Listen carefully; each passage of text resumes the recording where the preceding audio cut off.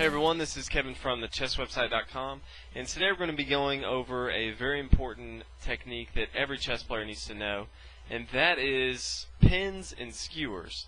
And a lot of people know kind of what a pin is and how to find, easy pins and easy skewers. Today we're going to be going over advanced skewers and advanced pins and how to find them in your own game and how to implement them into your own game. So first thing we're going to look at is the pin, and most people can tell just by looking at it that if it's white's move, the best move for white is going to be move rook to f1. And basically what we're doing is we're pinning the queen down to the king, and black really doesn't have a lot of options. His best option is just going to be to take this rook, and after we exchange, white's going to have a pretty easy endgame. Black cannot move his queen because it's an illegal move.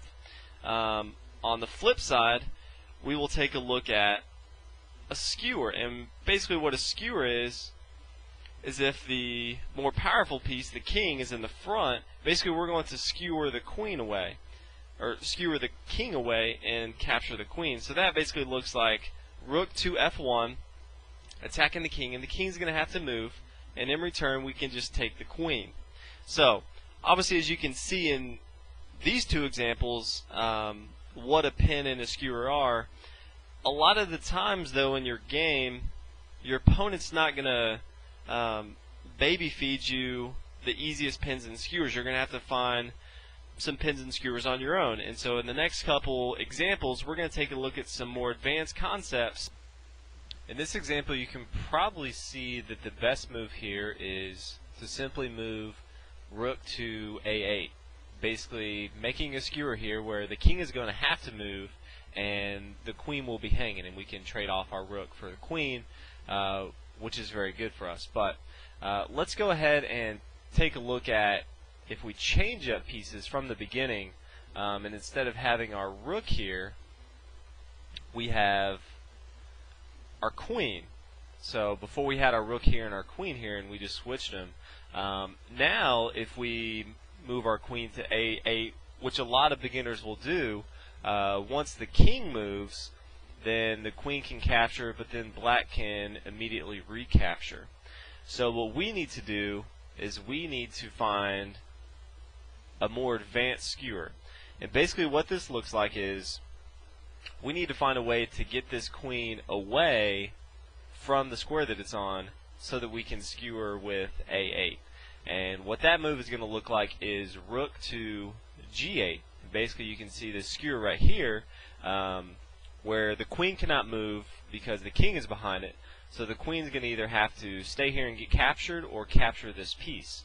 Now obviously a lot of people would just say, hey, you're losing a rook, but once black captures this white rook, then white can come in to a8, check the king, and skewer the black queen. So now when black moves his king, now white can come in and capture the black queen.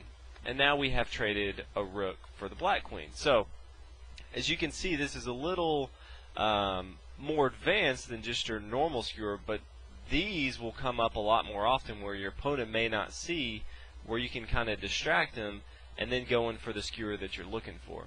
So we'll go ahead and take another look at a different example. Let's go ahead and take a look at this example right here and take just a minute what you think white's best move is here in this particular situation. You can pause it, take a minute, look at it, and see what you think. And hopefully you came up with a lot of beginners, like the last example, would be completely fine with just bringing the queen to b8, and when the king moves, then just trading off queens here. But that's not the best move here. We have the best move of rook to b3, which does two things. One, it skewers the black queen and king, but it forces black to come down and capture. Obviously, if he does not capture, then we can just capture with our rook on the next move. So once black captures, now the white queen can come to b8 and skewer both the king and the queen, basically leaving the black queen hanging. So it's these little advanced moves, finding the skewer, that can really change your game up. We'll look at one more example of one of the easiest ways that you can start to look for different advanced skewer plays in your own game. So let's go ahead and take a look at one more. Let's go and take a look at our last example. And the first thing you need to notice in this example is that black has a very big weakness, and that is along the A2 to the G8 diagonal.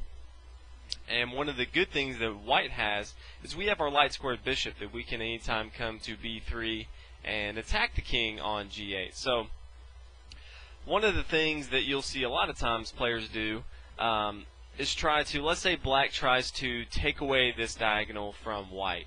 Obviously white cannot bring his bishop to B3, or then both bishops will be traded off and white will be losing its active bishop and black's giving up his bishop that was not very active. Black also feels like this is a good spot because white can't capture with his knight because the queen is defending it. And since this is a great outpost for the knight at the moment, blocking this f-pawn and supporting this area anytime he can jump in, black a lot of times will feel pretty safe. What black doesn't realize is white can actually capture this bishop on d5 without being recaptured. If black were to decide to capture this bishop on d5, he would miss a very powerful pin with bishop to b3.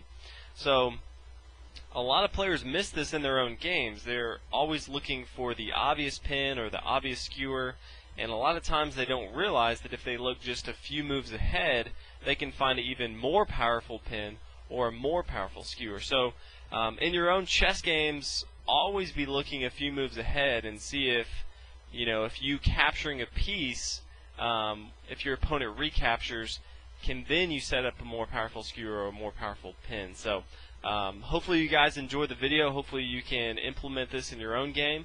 Hopefully you guys learned a lot. If you haven't subscribed, go ahead and please subscribe. I appreciate it.